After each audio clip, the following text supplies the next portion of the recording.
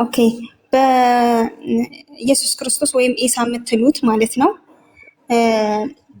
ኢየሱስ ክርስቶስ በእናንተ ኢሳ ምን ያህል ነው ያለው እንትን የምትሰጡት? አሁን እኔ ቁርአንን አላነበብኩም፣ ከአሁን በኋላ አነባለሁ ብዬ አስባለሁኝ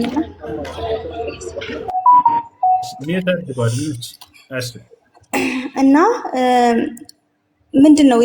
ምንድን ሰርቶ ሂዷን ብላችሁ ነው የምታስቡት? ንጹህ እንደሆነ ትመሰክራላችሁ፣ ከድንግል ማርያም እንደተወለደ ንጽህ እያላችሁ ትመሰክራላችሁ። ምን አድርጎ ለእኛ አስተምሮን ሄደ ብላችሁ ታስባላችሁ? ወደ ጌታው ወደ አምላኩ ሄዷን እያላችሁ ትመሰክራላችሁ። እና እዚች ምድር ባለበት በ30 ዓመቱ ምን ሰርቶ ለእኛ አስረክቦ ሄዷን ብላችሁ ታስባላችሁ? መልካም። ኢየሱስ ክርስቶስ ወይንም ዒሳ ምን አድርጓል? ምን ሰርቶ ነው የሄደው ከዚህ ከምድር ከተባለው የአምላኩን ክብር ገልጦ ነው የሄደው። አምላኩን አላህ ስብሐነ ወተዓላ ለትውልድ አስተምሮ ሄዷል። ወኢነላሃ ረቢ ወረብኩም ፈዕቡዱሁ ሃዛ ሲራጡን ሙስተቂም እያለ ያስተምር ነበር። የእኔም ጌታ የእናንተም ጌታ እርሱ ያ አንዱ አምላክ አላህ ነው፣ እርሱንም በብቸኝነት ተገዙት፣ ይህ ነው ቀጥተኛው መንገድ አለ። ነቢያት እዚህ ዓለም ላይ ካደረጉት ትልቁ ድርጊታቸው ምንድን ነው? የአምላካቸውን ክብር ለሰዎች ገልጠው መሄዳቸው ነው። ገብቷቸዋል አይደል? ያ ነው። ሌላኛው ክርስቶስ ምን አድርጓል በምድር ላይ ከተባለ በነቢይነት ዘመኑ የነቢይነት ማረጋገጫ የሆኑ ዘንድ በርካታ ተአምራቶችን ሰርቶ ይሄዳል። አንደኛ ሙታንን ማስነሳት። ሙታን ያስነሳ ነበር በአምላኩ በአላህ ፈቃድ። ወኡሕይል መውታ ቢኢዝኒላህ አለ ክርስቶስ በቁርአን ላይ። እኔ ሙታንንም በአምላክ በአላህ ፍቃድ አስነሳቸዋለሁ እያለ ይናገራል። ወዲያው ይመጣሉ ሰዎች አከሌ ሙቶብን ነበር አስነሳልን ብለው ይጠይቁታል።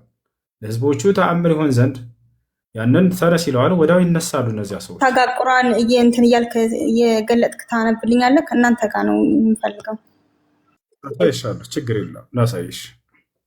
ሁለተኛ ከጭቃ የወፍ ቅርጽ ይሰራና እፍ ይላታል። በአላህ ፍቃድ በራሪ ወፍ ትሆናለች።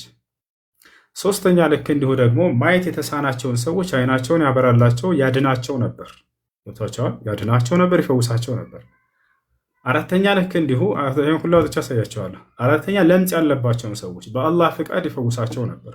ለምጽ ማለት የቆዳ ህመም ነው። ቆዳቸው ወደ ነጭ የተቀየሩ ሰዎች በአላህ ፍቃድ ቢስሚላህ ይላቸዋል፣ ይዳብሳቸዋል፣ ወዲያው ይፈወሱ ነበር። ልክ እንዲሁ ሰዎች አብረውት ያሉ ሰዎች ቤታቸው ሄደው ምን እንደሚበሉ ይነግራቸው ነበር። ለምሳሌ ቆመው ምሳህን እንዲህ ነው የምትበላው ቤት ብሎ ይነግረዋል። ወዲያው ሲሄዱ እርሱ ባለው መሰረት ያገኛሉ። ልክ እንዲሁ ቤታቸው ውስጥ ያካበቱትን የምግብ አይነት ይነግራቸዋል። መሬት ላይ ለምሳሌ ጤፍ ነው የደበከው፣ ማሽላ ነው፣ በቆሎ ነው፣ ምን ያክል ነው፣ ይሄንን ሳያይ ይነግራቸው ነበር። ይህ ክርስቶስ ከሚያደርጋቸው ተአምራቶች መካከል ነው። አንዴ ላሳያቸው፣ ላውጣላችሁ ራሱ ከተናገረው መካከል። እሺ ያው እነዚህ ጋር ይናገራል ክርስቶስ። ይህ ለእርሱ ሁሉ የተሰጠ ጸጋ ነው። ይህ ሁሉ ለእርሱ የተሰጠ ጸጋ ነው። እርሱ ግን ካደረጋቸው መካከል እዚህ ጋር ወደ እስራኤል ልጆች መልእክተኛ ያደርገዋል አላት። መልአኩ ገብርኤል እየነገራት ነው ለማርያም። ወደ እስራኤል ልጆች መልእክተኛ ያደርገዋል ይላልም። እኔ ከጌታዬ ዘንድ በተአምር ወደ እናንተ መጣሁ ይላል። እነዚያን ተአምራቶች ከአምላክ ዘንድ እንዳመጣቸው ክርስቶስ መጀመሪያ ይናገራል። አስተውሉ፣ ተአምራት የሚመጣው ከአምላክ ነው። ያንንም ከአምላክ ዘንድ እንደሆነ ክርስቶስ በደንብ አድርጎ መጀመሪያ ተናገረ። እኔ ለእናንተ ከጭቃ እንደ ወፍ ቅርጽ እፈጥራለሁ አለ። ወፍ እፈጥራለሁ ሳይሆን ከጭቃ የወፍ ቅርጽ ነው። ጭቃ ያነሳና የወፍ ቅርጽ አድርጎ ይሰራታል። ከዚያስ በኋላ በእርሱም እተነፍስበታለሁ ይላል፣ እፍ ይልባታል። ከዚያስ በአላህ ፈቃድ ወፍት ይሆናል አለ። ወፍ የማድረጉ ስራ የማን ስራ ነው? የአላህ ፈቃድ ነው እያለ ተናገረ። አንደኛ የሚያደርገው ተአምር ይሄ ነው። ከጭቃ የወፍ ቅርጽ ይሰራና እፍ ይላታል። ወዲያውም አይናቸው እያየ ትበራለች። የሚበረው ግን በአላህ ፍቃድ ነው ብሎ ይነግራቸው ነበር። ሁሌ የአምላኩን ክብር ይገልጣል በስራው ላይ። አያችሁ፣ በአላህም ፍቃድ በራሪ ወፍ ትሆናለች ካለ በኋላ ምን ይላል ቀጥሎ? በአላህም ፍቃድ አለ ቀጥሎ እውር ሆኖ የተወለደን ለምጸኛንም አድናለሁ አለ። አያችሁ፣ ክርስቶስ ያድናል። አሜን ነው። አካላዊ በሽታ ያለባቸውን ሰዎች በአምላክ በአላህ ፍቃድ ያድናቸዋል ማለት ነው። ገብታችኋል? ያድናል ሲባል ክርስቶስ በአካል ላይ ለምሳሌ አይኑን የታመመ ሰው፣ ለምጽ ያለበት ሰው መጥቶ በማን ፍቃድ ያድነዋል? በአላህ ፍቃድ ያድናቸው ነበር። ያ ማለት ለምጻቸውን ይፈውሳቸዋል። አይናቸውን ማየት የተሳናቸውን ሰዎች ይፈውሳቸዋል። ይህ ሁሉ ለክርስቶስ ግን ምን ብሎ ጀመረላቸው? ይህ ከአምላክ የተሰጠው ተአምር ነው ብሎ ነው የጀመረው። እኔ በራሴ ያደረግኩት ይሄን አላለም። የአምላኩ ስራ እንደሆነ በየመካከሉ የአምላኩን ክብር ይገልጣል። በደንብ ተመልከቱት። ክርስቶስ ስለ አምላኩ ክብር ሊሰብክ መጣ እንጂ ስለ ራሱ አይደለም። ያችሁ እያንዳንዱን ተአምር ሲያደርግ በአላህ ፍቃድ ይላቸዋል። እንቀጥል። ካደረገው ተአምር ለምጸኛንም አድናለሁ ካለ በኋላ ሙታንንም አስነሳለሁ አለ። ሙታንንም አስነሳለሁ። ሌላስ የምትበሉትንና በቤታችሁ የምታደልቡትንም ሁሉ እነግራችኋለሁ አለ። ቅድም እንደነገርኩሽ እነዚያን ተአምራቶች ሁሉ ካደረገ በኋላ ግን ምን ይላል? የምታምኑ እንደሆናችሁ ለእናንተ በዚህ ውስጥ በእርግጥ ተአምር አለበት አለ። ያችሁ ተአምር ነው አለ። ተአምር ማለት አምላክ አንድን ነቢይ ሲያስነሳ ጊዜ በህዝቦቹ መካከል እውነተኛነቱ ይረጋገጥለት ዘንድ ለዚያ ለነቢይ የሚሰጠው ማገዣ የሆነ ድንቅ ስራ ነው ተአምር ማለት። ከዚያ በኋላ ክርስቶስ ምን አለ? ከተውራትም አለ እንግዲህ አዲስ ነቢይ እንዳልሆነ ከእርሱ በፊት የነበረውን የሙሴንና ህጉን የሚያጸድቅ ያንን የሚቀበል እንደሆነ የሚያረጋግጥ እንደሆነ ሊነግራቸው ነው። ከተውራትም ከኔ በፊት ያለውን ያረጋገጥኩኝ ስሆን የዚያንም በእናንተ ላይ እርም የተደረገውን ከፊል ለእናንተ እፈቅድ ዘንድ መጣሁላችሁ አለ። ያችሁ በእነርሱ ላይ እርም ከተደረጉ መካከል ከፈቀደላቸው ምንድነው ከተባለ የሰንበትን ቀን መሻር። በሰንበት ቀን እንዳትሰሩ ተብለው ነበር አይሁዲዎች። በዚያ ቀን መስራትን ሰርቶ ድንቅ ተአምርን ያሳያቸው ነበር ክርስቶስ። እሽርላችሁ ዘንድ ያንን እፈቅድ ዘንድ መጣሁ አለ። ተመልከቱ፣ አሁን አስተውሉ። ከጌታችሁም በሆነ ተአምር መጣኋችሁ አለ። ከማን ነው ተአምሩ? ከጌታችሁ ነው፣ ከኔ አይደለም። ያው ከዚያ እስከ ህዝቡ ታዲያ ምንድን ነው የፈለገው ከተአምሩ በስተጀርባ? አሁን ዋናው ነገር ተአምርን ሰርቶ ለሰዎች አስደንቆ መሄዱ ሳይሆን ከበስተጀርባው የሚፈልገው ዓላማ አለ። እርሱ ምንድን ነው? አላህንም ፍሩ ታዘዙኝም አለ። በቃ የክርስቶስ ዓላማ ተአምሩን ከሰራ ካሳየ በኋላ አሁን ትእዛዝ የሚያዘውን ትእዛዝ መፈጸም ነው። ብትወዱኝስ ትእዛዜን ትፈጽማላችሁ ብሏል አይደለ? ታዲያ ትእዛዙ ምንድን ነው? ቀጣዩ ላይ ዋናው ዓላማ የተአምሩ ሁሉ ይሄ ነው። በቃ ቁጥር 51 ላይ ያለው ምን አላቸው? አላህ ጌታዬና ጌታችሁ ነው፣ ስለዚህ ተገዙት፣ ይህ ቀጥተኛው መንገድ ነው አላቸው ይላል። የክርስቶስ ውዴታ የሚገለጸው እዚህ ላይ ነው። በቃ አንድን አካል ከወደዳችሁት ታዘዙት። የውዴታው መገለጫ ያን አካል የምትወዱትን ሰው መታዘዝ ነው። ክርስቶስም አላህን ፍሩና ታዘዙኝ ካለ በኋላ ምንድን ነው ያዘዘው? እኔ አምላካችሁ ነው አምልኩኝ? ላ አይደለም። አላህ የኔም የእናንተም አምላክ ነውና እርሱን ተገዙት፣ ይህ ነው ቀጥተኛው መንገድ አላቸው። አየሽ፣ ይህን ይመስላል። ስለዚህ ክርስቶስ የአምላኩን ክብር ሊገልጥ የመጣ አንድ የአላህ መልእክተኛ ነበር። እጅግ በጣም ድንቅ ተአምራቶችን አሳይቶ ሄዷል በምድር ላይ። እነዚያ ተአምራቶችን ከአምላክ የተሰጠው እንደሆነ ተናግሯል። ገብቶሻል?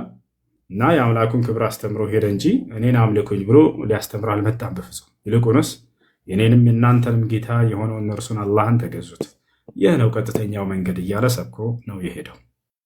ኦኬ፣ ይህ ሁሉ ታምር አድርጎ እናንተ ምን ያህል ነው የምታከብሩ ክብር የምትሰጡት ለኢሳ? እና ኢሳ ሙቷን ብላችሁ ታስባላችሁ? ከሞተስ እንዴት ነው እንትን የምትሉት? እና እንዴት ነው ሙቷን ብላችሁ ታምናላችሁ?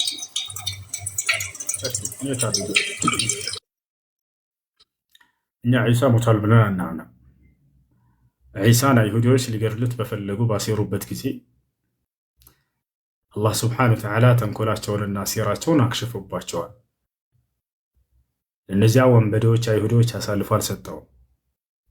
በጠላቶቹ ላይ የበላይነትን እስኪጎናጸፍ ድረስ በሕይወት ይኖራል ክርስቶስ። ጠላቶቹ ማናቸው ከተባለ የእርሱን መሲህነት ክርስቶስነቱን ያልተቀበሉ አይሁዳውያን። እነዚህ ደግሞ እስካሁንም አሉ፣ እስከ ዘመኑ ፍጻሜ ድረስም ይኖራሉ አይሁዳውያኖች። ነገር ግን ዳግም ክርስቶስ ከሰማይ በሚወርድ ጊዜ የዛኔ በእነርሱ ላይ የበላይነትን ይጎናጸፍባቸዋል።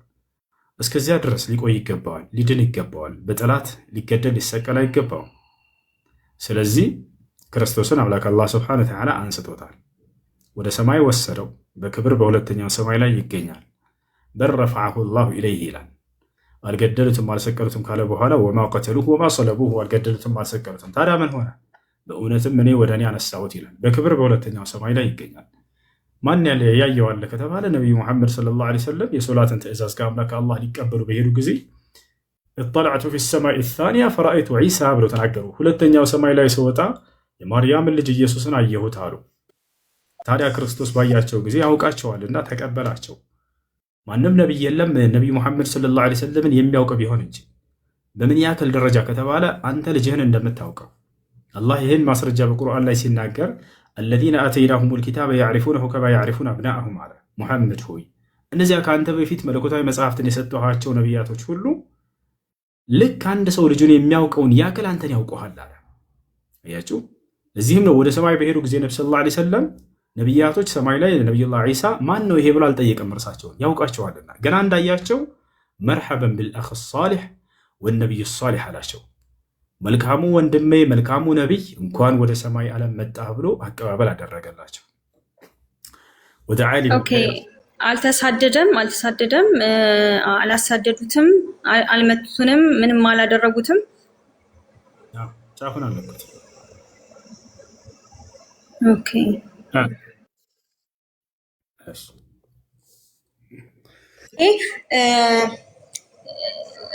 መስማት የማይችሉ ሰዎች መስማት የተሳናቸው ሰዎች እና ማየት የተሳናቸው ሰዎች እንዴት ነው ሊረዱ የሚችሉት? እንዴት ነው አላህን ሊያውቁ የሚችሉት? እንዴት ነው ልታስረዷቸው የሚችሉት? አላህ ማለት እንዴት ነው? መስማትና ማየት የተሳናቸው ወይ አላህን እንዴት ነው ልሰይሙትና እንዴት ነው አላህ አይታይም አይዳሰስም ነው? እንዴት ነው አሁን መስማት የተሳናቸውን ሰዎች እንዴት ነው ልታስረዷቸው የምትችሉት? እስቲ እሱን። እሺ መስማት የተሳነው ሰው ማየት የሚችል ከሆነ በማየት የሚረዱበት መንገድ ካለ በዚያ እናስረዳቸዋለን። ቦታቸውን የሚረዱበት መንገድ ካለ በዚያ እንዲረዱ ይደረጋሉ። እሺ ሳይረዱ እስከሞቱ አላህን ይቀጣሉ? ገሃነም ይገባሉ? አይገቡም። አምላክ አላህ ሱብሓነሁ ወተዓላን መረዳት ያልቻለ በደረሰበት የአካል ጉዳት ላይ ያ ሰው በፍጹም የሚቀጣ አይደለም። ታዲያ ምን ይሆናል በቀጣዩ ዓለም ከተባለ ልክ ትንሣኤ ሲደረግ ሲነሳ ጊዜ እንደማንኛውም ሰው ይነሳል። ከዚያም በኋላ አላህ ሱብሓነሁ ወተዓላ ያን የጎደለውን የሰውነት ክፍሉን ይሰጠውና ፈተና ያቀርብለታል። ልክ ለምድር ሰዎች ሙሉ አካል ኑሯቸው ፈተና እንደቀረበላቸው። ፈተናው ምንድን ነው ከተባለ በአላህ እመኑ ይባላሉ። የምድር ሰው በአላህ እመኑ የሚል መልእክት በነቢያት በኩል እንደተላከላቸው አምነናል ካሉ የዛኔ እነዚህ ሰዎች ከሚድኑት ይሆናሉ። አይ አናምንም ብለው ከካዱ የዛኔ እሳት ይሆናሉ። ነገር ግን አላህ ሱብሓነሁ ወተዓላ ማንንም ሰው ሙሉ አካል ሳይሰጥ የእርሱን መልእክት በነቢያት በኩል በመልእክተኛ በኩል ሳያደርስ የሚቀጣ አይደለም። አላህ ፍትሐዊ የሆነ አምላክ ነውና በቁርአን ላይ ሲናገር ሱረቱል ኢስራእ 2ኛው ገጽ ላይ ወማ ኩና ሙዐዚቢነ ሐታ ነብዐሰ ረሱላ ይላል። እኔ መልእክተኛ ሳልክ የምቀጣ አይደለሁም ይላል። መልእክተኛ ልኮ ደርሶት ያ ሰው አልቀበልም አሻፈረኝ ካልሆነ በስተቀር ያንን ሰው የሚቀጣ አይደለም አምላክ አላህ ሱብሓነሁ ወተዓላ። ይህን ይመስላል።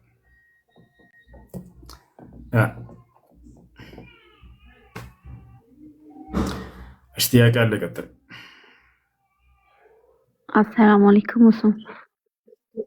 ወአለይኩም ሰላም ወራህመቱላህ። እኔ ሁሌ የምጠይቀው ጥያቄ አለኝ ነው ለራሴም ሆነ ሲጠይቁኝ ብዙ ግልጽ የማይሆንልኝ ማለት ነው። በፊት እንደማውቀው እኔ ሙስሊም ነኝና አላህ ማንንም አይመስልም ነው ከፍጥረት አይመሳሰልም የሚለውን ነው እማምነው ላይክ ስሰማ የሚያደግኩት ማለት ነው።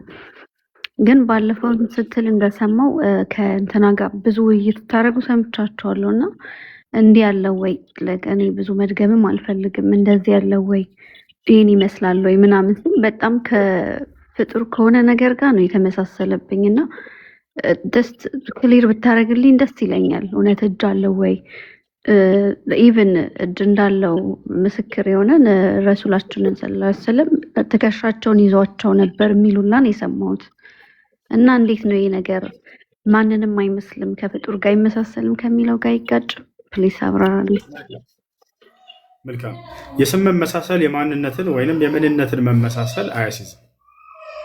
ለምሳሌ አንቺ ታያለሽ አይደለ? ታያለሽ። ፈጣሪም ያያል አይደለ? ፈጣሪም ያያል አይደል? አዎ ያያል። ስለሚያይም ነው በእርግጥ ስለሚሰማም ይፈርዳል የምንለው ኦብቪየስሊ። በጣም ጥሩ። እኛም እናያለን፣ ፈጣሪም ያያል። ስለዚህ ማየት ስለሆነ ተመሳሰለ ማለት ነው አይደለም። የፈጣሪ ማየት የተለየ ነው፣ የፍጡር ማየት የተለየ ነው። ስነ ስርዓት ያዙ። ካፊር ነች የምትሉ ሙስሊም ነች፣ ስነ ስርዓት ያዙ። ሙስሊም ነች። እሺ እኛም እንሰማለን፣ ፈጣሪም ይሰማል አይደለ? አየሽ፣ ነገር ግን የእኛ መስማትና የፈጣሪ መስማት አንድ አይነት አይደለም። ሁሉም ባህሪያቶችና መገለጫዎቹ በዚህ መልኩ ነው የምትረዷቸው። አላህ ስብሐነሁ ወተዓላ የሚገለጽበት ባህሪ ከፍጥረታት ባህሪ ጋር የስም መመሳሰል ቢኖርም የምንነት መመሳሰል ጋር ግን በፍጹም የሚገናኝ ነገር አይደለም። የእርሱ ያልተገደበ የሆነ ማየት ነው፣ የእኛ ግን የተገደበ የሆነ ማየት ነው። የእርሱ ያልተገደበ የሆነ መስማት ነው፣ የእኛ ግን የተገደበ የሆነ መስማት ነው። ግን እኛም እንሰማለን እርሱም ይሰማል ስለተባለ የፍጡር ባህሪ ነው ማለት እንችላለን ወይ? አይቻልም። ገብቷቸዋል አይደል? ያ እና ስለዚህ አምላክ አላህ ስብሐነሁ ወተዓላ ያያል ሲባል ጊዜ ምንም ነገር ሳይገድበው ነው የሚያየው። የእኛስ የተገደበ ነው ማለት ከዚህ ከግድግዳ በስተጀርባ ከፊቴ ካለ በስተጀርባ ማን ይሄድ ማን ይቀመጥ ማን አለ ማን እያወራ ነው ምንም የማየው ነገር የለም። የግዴታ መዞር ያስፈልገኛል። ፈጣሪ አላህ ስብሐነሁ ወተዓላ ባለበት ሆኖ ሁሉን ነገር ያያል፣ የሚሰወርበት ነገር የለም። ሁሉን ነገር ይሰማል፣ የሚሰወርበት ነገር የለም። አላህ ይህን ባህሪውን በቁርአን ላይ ሲናገር ሰዋኡን ሚንኩም መን አሰረ አልቀውለ ወመን ጀሀረ ቢህ ወመን ሁወ ሙስተኽፊን ቢለይሊ ወሳሪቡን ቢነሃር ይላል ሱረቱ ራዕድ 2ኛው ገጽ ላይ። ከእናንተ ንግግሩን በገሃድ ጩሁ የተናገረ ወይንም በሚስጥር በድብቅ የተናገረ ለእኔ እኩል ነው። ከእናንተ ስራውን በቀን በፀሐይ ጠራራ የሰራና በድቅድቅ ጨለማ የሰራ ለእኔ እኩል ነው፣ ምንም የምትደበቁብኝ ነገር የለም እያለ ይናገራል። እኛ እስከተባለ በጨለማ ላይ ማየት እንችላለን ወይ? አንችልም። የግዴታ እጄ ባትሪ ፈልጌ መብራት አምጣልኝ። ፈጣሪ ግን ያ እይታ የሚገደብ ነገር አይደለም። ገብቷችኋል አይደል? ስለዚህ ማንኛውንም ስለ እርሱ የተነገሩ ነገራቶች ሁሉ የስም መመሳሰል እንጂ የመገለጫ ወይንም ደግሞ የምንነት መመሳሰል አይደለም ሁላቸው ማለት ነው። ልክ ነህ ሁቱ። እኔ አሁን እንደዚህ በደንብ ነው አንደርስታንድ የማደርገው። ማየት መስማት ምናምን ኦፍኮርስ በዛ አይነት እይታ እንደሆን ይገባኛል። ግን እጅ ግራና ቀኝ እጅ አለው ሲባል ትንሽ ለየት አለብኝ እና ደግሞ የሆነ ነገርም ተብሏል which is እንደዛ ማለት ደግሞ ኦልሬዲ እጅ ግራና ቀኝ እጅ አለው ማለት ነው። እደግማለሁ። አላህ ስብሐነሁ ወተዓላ ግራና ቀኝ እጅ አለ ተብሎ ተገልጿል። በዚሁ አጋጣሚ ሁለቱም ቀኞች እጆች ናቸው፣ ሁለቱም ናቸው ቀኝ ናቸው እንጂ ግራ የለውም የሚል ሀሳብ ሰምቻለሁ። የቪዲዮ ቆረጥ አድርገው እየሰሩ መምህሮቻቸው ወይም እዚህ ቲክቶክ ላይ ያሉ ልጆች ይሄ ስህተት ነው። ላስረዳህ አዳምጥ ያልኩት አልፈልግም፣ በቃ መልስ ብቻ ነው የምፈልገው። እሺ ይሮጣል ወይ? ላስረዳህ ምን ማለት እንደሆነ አልፈልግም። ቀጣይ ጥያቄ። ለካ ያንን እየቆረጡ እየያዙ ነበር ተዘጋጅተው። ምንም መረዳት አይፈልጉም። ምንም ማድረግ አይቻልም። ለማንኛውም አላስረዳቸው። አላህ ስብሐነሁ ወተዓላ ቀኝና ግራ ሁለት እጆች አሉት እንጂ አላህ ሁለቱም ቀኝ እጆቹ ናቸው አይደለም። ሁለቱም እጆቹ ቀኝ ናቸው የሚለው ሐዲስ ምን ለማለት እንደሆነ አስረዳቸዋለሁ። ያ ማለት ግራ የለውም ሁለቱም ቀኝ ናቸው እያሉ ይናገራሉ። እንደዛ አይደለም። ነገር ግን አላህ ሁለቱ ቀኝና ግራ በሚል ተገልጸዋል እጆቹ ማለት ነው። ማስረጃ ቃለ ነብዩ ሰለላሁ ዐለይሂ ወሰለም የጥዊ ላሁ ሰማዋት ሰብዕ ቢየሚን የውም አልቂያማ ቢየሚኒ ወልአርዲነ ሰብዕ ቢሽማሊህ ثم يقول لمن الملك اليوم لله الواحد القهار። አላህ የትንሣኤ ቀን ሰባት ሰማያትን በቀኝ እጁ ሰባት ምድርን ደግሞ በግራ እጁ ይጠቀልላቸዋል አሉ ነብዩ ሰለላሁ ዐለይሂ ወሰለም። ስለዚህ ሁለቱም ቀኞች ናቸው ሳይሆን ቀኝና ግራ ናቸው። ታዲያ ሁለቱም ቀኞች ናቸው ሲሉ ነብዩ ሰለላሁ ዐለይሂ ወሰለም ሁለት ቀኝ እጅ ያለው አይደለም ያሉት፣ ሁለቱም ቀኞች ናቸው። ምን ማለት ነው? ሁለቱም የጥንካሬን ባህሪ የተላበሱ ናቸው፣ ከፍጥረታት ጋር የሚመሳሰል አይደለም ነው። የፍጥረታት ግራው ደካማ ነው፣ ቀኙ ጠንካራ ነው አይደል እንዴ? ግራው ደካማ ነው፣ ቀኙ ጠንካራ ነው። የፈጣሪ ግን ከፍጥረታት ጋር እንደማይመስል የተጠቀሙት ቃል ነው ያ ነብዩ ሰለላሁ ዐለይሂ ወሰለም። ሁለቱም ግን ቀኝ ናቸው ሲሉ ሁለቱም የጥንካሬን ባህሪ የተላበሱ እንጂ በፍጹም እንደው ሁለቱም ቀኞች ናቸው ሁለት እያሉ አይደለም ነብዩ ሰለላሁ ዐለይሂ ወሰለም እንጂ ቀኝና ግራ ብለው ገልጸዋቸዋል። አሁንም እንደተናገርኩት ሌሎቹን ባህሪ ቀደም እንደ ምሳሌ የሰጠኋቸውን መስማት ማየት የሚለው ከፈጣሪ ጋር እንደማይገናኝ ሁሉ ቀኝ ግራ ተብሎ የተገለጸውን ቀኝ ግራ ብለን እንይዛለን። ግን ከፍጥረታት ጋር ማመሳሰል አይቻልም። ፈጣሪ አላህ ስብሐነሁ ወተዓላ ያያል ስንል ይሰማል ስንል ልክ እንዲሁ ይናገራል ስንል ይህ ከፍጥረታቱ ጋር በሚመስል እንዳልሆነ የምናምነው ነገር ነው። ይህን የምንለው ከራሳችን ነው ወይ? አይደለም። አንዳው ሌላ ሊቃውንቶች እንኳን ፈተውትን እንኳን እንዳይመስላችሁ ራሱን የተናገረው በቁርአን ላይ ሲናገር ስለነዚህ ባህሪያቶቹ ለይሰ ከሚስሊሂ ሸይኡን ይላል። እኔን የሚመስል አንድም ነገር የለም ማለት። ስለዚህ ከፍጥረታት ጋር የምናመሳስለው አይደለም። መመሳሰል ላይ ያለው የስም መመሳሰል ቅድም እንዳልኳቸው ያያል፣ ይሰማል፣ ይናገራል፣ እጅ አለው፣ እግር አለው ሲባል ጊዜ አላህ ስብሐነሁ ወተዓላ እርሱ ረቂቅ የሆነ መለኮታዊ ማንነቶች እንጂ የፍጥረት ማንነቶች አይደሉም። እነዚያ ረቂቅ የሆነ መለኮታዊ ምንነቶች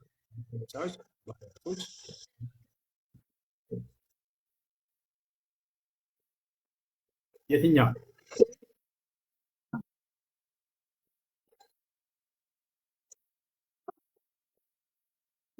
እኔን የሚመስል አንድም የለም እያለ ይናገራል አላህ ሱብሓነሁ ወተዓላ። ላሳይሽ።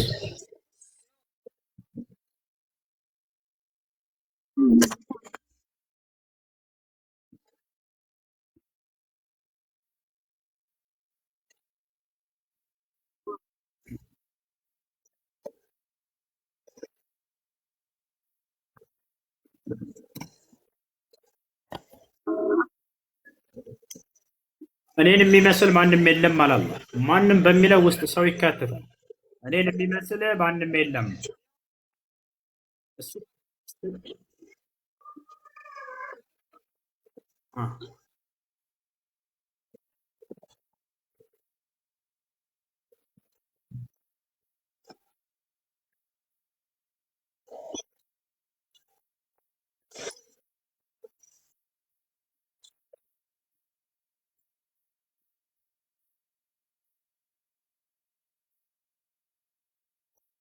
ማንም አይመስልም እያልኩ ማንም ከመሰለ አምሳያ ያለው ማለት ነው ፈጣሪ ሊሆን አይችልም። እርሱ አምሳያ ያለው ፍጡር ነው። እኔ አምሳያ የለኝም ይላል አላህ።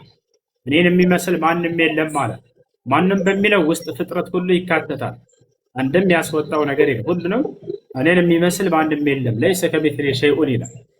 እኔ እሰማለሁ አያለሁ ብሎ እኔን ማንም የሚመስል የለም ያለበት ነው ያልሽው።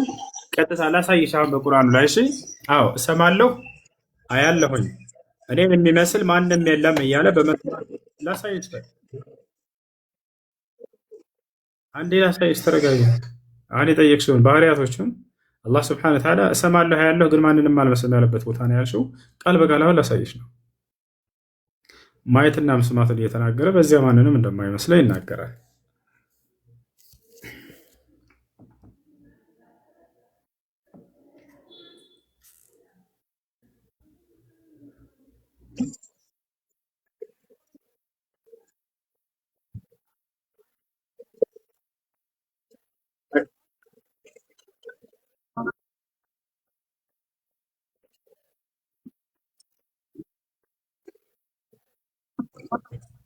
ማነው ስምሽ? ማነሽ? ይሰማሻል? ማንኛው ነሽ? አንዴ ይቅርታ፣ ሚኢዝ የምትይው ነሽ? እኔ ሚኢዝ ሚ አይደለሁም። ሻዳት። እሺ መረጋጋ። ጠየቅሽ አይደል ቤቲ? እየመለስኩልሽ ነው። አሳየኝ በቁርአን ላይ ማየትና መስማትን ጠቅሶ ማንንም አልመስልም ያለበትን አሳየን እያልሽ ነው። ያው በቁርአን ላይ ቃል በቃል ላሳየሽ ነው። ልክ ላሳየሽን ማየት መስማት የሚለውን ትተሽ ደግሞ እጅ እግር የሚለውን አሳየኝ። ሁሉንም በአንድ መሰረት ነው። አላህ ስብሐነሁ ወተዓላ እነዚህ የሰው መገለጫ መስለዋችሁ የተናገረበትን ጠቅሶ ማንንም ግን አልመስለም በእነዚህ እያለ የተናገረበትን ላሳይሽ ነው።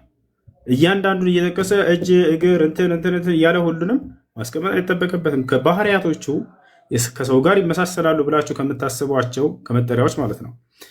በእነዚያ በፍጹም እኔን የሚመስል ማንም የለም እያለ የተናገረበት ነው።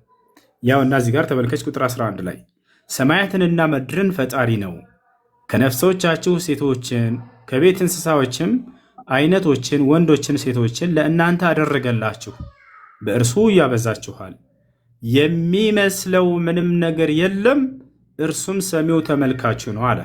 እኛም እንሰማለን እንመለከታለን፣ እርሱም ይሰማል ይመለከታል፣ ግን በዚህ ምንም የሚመስለው ነገር ማንም የለም እያለ አላህ ሱብሓነሁ ወተዓላ ገለጸ። ስለዚህ እርሱ በተገለጠበት መገለጫዎቹ ይሰማል፣ ያያል፣ ይመለከታል ሁሉን ነገር ስንል ጊዜ እኔን የሚመስል ማንም የለም ማለት። ስለዚህ ከፍጥረታት ማንም እርሱን የሚመስለው የለም። ፍጥረታት ያያል፣ ይሰማል፣ እጅ አለው፣ እግር አለው ሲባል ጊዜ ከፈጣሪ ጋር እነዚህ ቢነገሩ የስም መመሳሰል እንጂ የምንነት መመሳሰል አይደለም። አላህ ይህን ቃል በቃል ራሱ በቁርአን ላይ እኔን የሚመስለኝ ማንም የለም አያለሁ እሰማለሁ እያለ መገለጫዎችንም ተናገረ። ያ እሺ ይቅርታ ውሱ እኔ አሁን አንደርስታንድ አድርጌዋለሁ። ይሰማል ያያል። ኦፍኮርስ ፈጣሪ ሲሰማም ሲያይም ነው ፍርድ የሚሰጠው። ግን ላይክ ባት አለው ስንል ምን ለማለት ተፈልጎ ነው?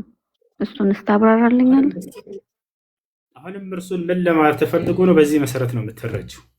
በቁርአንም ሆነ በሐዲስ ላይ የተነገሩ ባህሪያቶች አያለሁኝ፣ እሰማለሁኝ፣ እጅ አለኝ፣ እግር አለኝ፣ ባት ምናምን የሚለው ሲገለጽ ጊዜ አላህ በተናገረው እንቀበላለን። ግን ከፍጥረታት ጋር መሳስላችሁት ከሆነ ለዚህ መልስ አለው ወይ? አዎ እኔን የሚመስል ማንም የለም አለ። እንዲህ አይነት ባት ነው ወይ ብላችሁ ከጠየቃችሁ አይደለም፣ ይሄን እኔ በፍጹም ያንን አይደለሁም ብሎ አላህ ሱብሓነሁ ወተዓላ ገልጾታል። ገብታችኋል አይደለ? ፍጡር ነው ማለት የምንችለው ምንድን ነው? የፍጡር ባህሪ ነው የምንለው የእኛን አይነት ነው ብንል ኑሮ ነው። ገብቶሻል አይደለ? ተጅሲም ብሎ ማለት አባሾችም ካላችሁ እዚህ ጋር ተማሩ። التجسيم هو كأن يقول الشخص يد الله كيدي وسمع الله كسمعي وعين الله كعيني وساق الله كساقي ከፍጥረታት ጋር ተመሳሰለ የምንለው ታዲያ መቼ ነው ከተባለ የአላህ እጅ ልክ እንደኔ እጅ ነው ካለ ሰውየው፣ አሁን ይሄ ሰውዬ ከፍሯል፣ ከእስልምና ያወጣል። አላህን በፍጡር ገልጾታልና የአላህ አይን ልክ እንደኔ አይን ነው ካለ ከፍሯል። ነገር ግን አላህ አይን አለኝ ብሎ እንደተናገረው አይን አለው፣ ግን የአይን እንደኔ አይመስልም ብሎ የተናገረ ሰው የፈጣሪ አይን ከፍጥረታት የተለየ ነው፣ ያን ከይፍያውን ደግሞ ሁኔታውን የአይኑን ሁኔታ እርሱ እንጂ ማንም አያውቅም ብሎ የተናገረ ሰው ይሄ በትክክለኛው መንገድ ላይ ነው ያለው። هذا على منهج أهل السنة والجماعة. وأما المجسم الذي يقول عين الله كعينه يا الله አይን ልክ እንደኔ አይን ነው ያለ ሰው ይሄ ተጅሲም አድርጓል። አላህን በፍጥረታት ገልጿል። ያ አላህ ግን በቁርአን ላይ የተናገረውን አምኖ እርሱ ማንንም አልመስልም ብሎ እንደተናገረው ከፍጥረታት ጋር ያላመሳሰለ ሰው ولم يدخل في التشبيه أو التمثيل أو التكييف أو التعطيل فهذا يعني على طريقة السلف الصالح وعلى منهج مستقيم وعلى الجادة التي كان عليها أصحاب رسول الله صلى الله عليه وسلم ومن جاء بعدهم من الأئمة المعتبرين. يعني مش فتاريس للراسو يتناقراتشو مقلجاج كفترات غير بقسم المساسر هنا ይቅርታ ጥያቄ ካበዛሁኝ እሱ ኖ ማየት እኛ የምንለው ነው። ማየት መስማት የምንለው ፈጣሪ ሰማናን ፈጣሪ ያየናን እኮ እንደዚህ ነገር አንሰራም ፈጣሪ ሰማናን የምንለው ነገር አለ።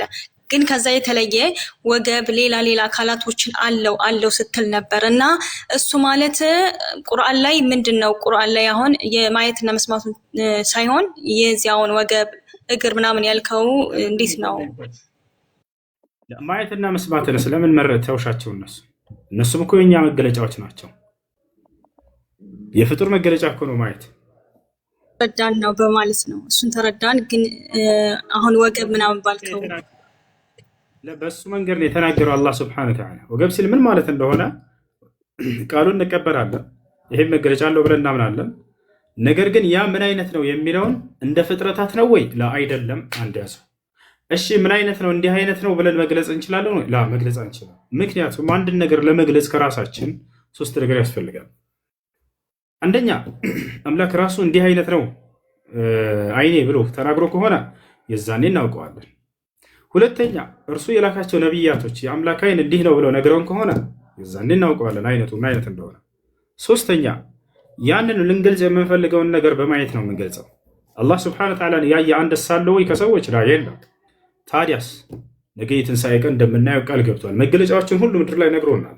ገብቷችኋል አይደለ?